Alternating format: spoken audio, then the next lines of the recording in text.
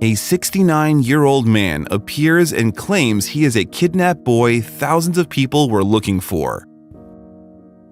The well-known adage, "Don't take candy from strangers," was made up for a reason. 4-year-old Charlie Ross was kidnapped by strangers who promised him to buy fireworks and candies and was never seen again. Or, so we believed. In more than 50 years, a strange man appeared and claimed he was that kidnapped boy, though there was just one issue. Could the Ross family trust him? In fact, any man knocking on the Ross family doors could be that little Charlie, but the stranger, now known by the name Gustav Blair, did tell a pretty convincing story. Gustav said he remembered being locked up in a cave and then being adopted after somebody had rescued him. The man who became his father told him he was Charlie Ross. The next question is whether it's possible to remember what had happened all those years ago, especially when you were just 4 years old.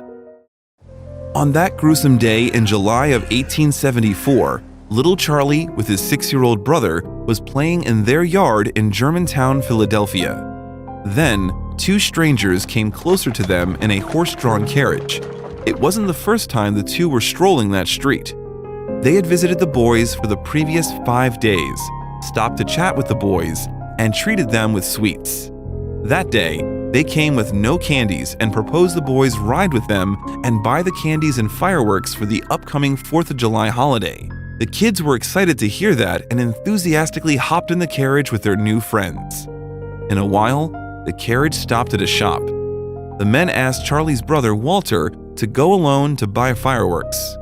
When the boy headed to the shop, the carriage immediately drove away.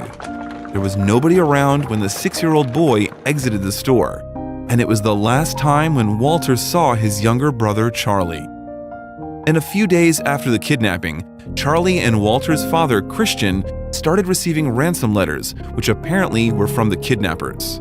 The words were barely legible, with a lot of mistakes, but it was clear the criminals requested $20,000, equal to $400,000 today, and no cops, or else Charlie would be dead the next day. Even though Christian ran a successful dry goods store and owned a huge house, he wasn't able to pay the ransom. In fact, the Rosses were in huge debt due to the stock market crash of 1873. The only thing they could do was to involve the police. Soon, the news about the kidnapped Charlie became popular worldwide. Various law enforcement groups and even the famed Pinkerton Detective Agency were involved.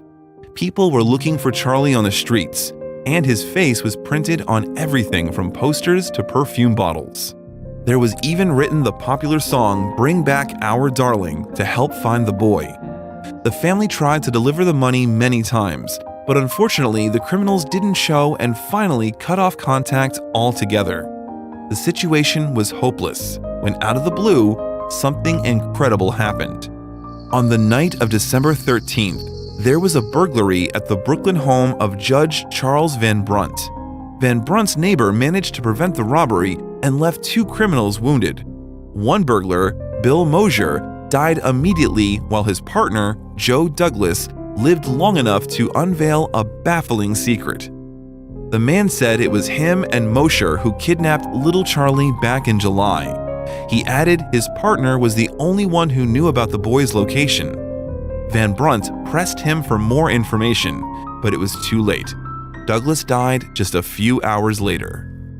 Authorities tracked down Mosier's brother-in-law and a discredited Philadelphia policeman, William Westerville, and put him on trial for his involvement in the kidnapping.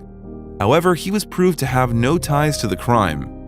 Nevertheless, Westerville said to Christian Ross that Charlie was alive at the time of Mosier's death.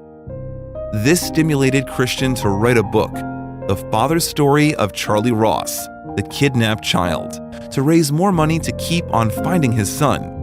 The Rosses had met 570 people over the next couple of decades. They all stated they were Charlie.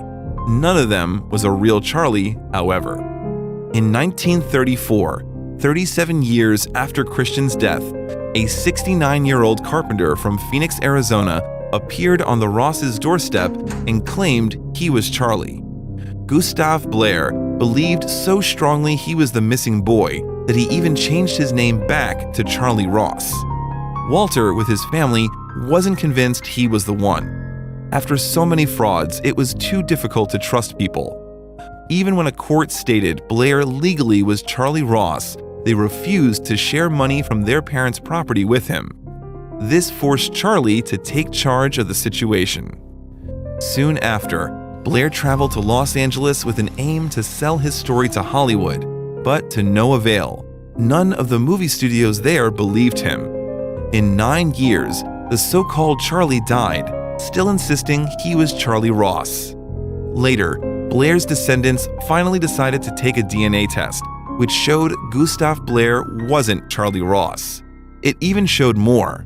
The man was another pretender called Nelson Miller.